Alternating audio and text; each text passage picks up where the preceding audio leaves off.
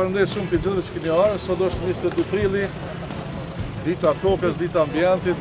Jemi në teren me shumë qytetarë tonë, ku ne traditë kemi Soarek pastrimin e ambientit. Për fat mirë e kemi edhe një kompani shumë të Soarek. Kjo kompani është Frutexi. Për herë të parë po fillojmë me klasifikimin e mbeturinave të falendëruar kompaninë Frutex. Po që po fillojmë pikë Soarek, apo fillojmë as me pikë Xhaj.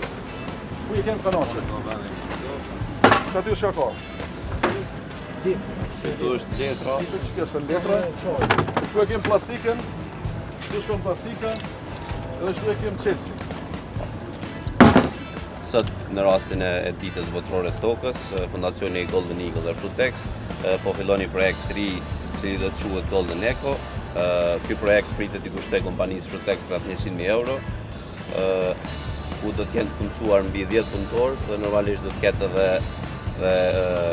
mekanizëm përkatës. Gjithë ideja e këtij projektit është që të bëjmë grumbullimin dhe klasifikimin e mbeturinave, shishe qelqi, shishe plastike, kanaçe dhe letër. Po ashtu grumbullimin kemi filluar ta bëjmë. Sot në qytetin e Soarekës janë vendosur në 13 lokacione të vendosura mbi 50 kontenjerë.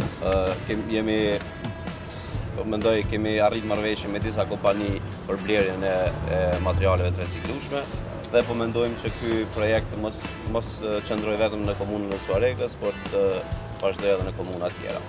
Harroat apo dhe nësaj se të gjitha të ardhurat nga shitja e materialeve të reciklueshme do të shkojnë si donacion për arsim, do të thonë do të ndahen bursa për student dhe materiale tjera shkollore.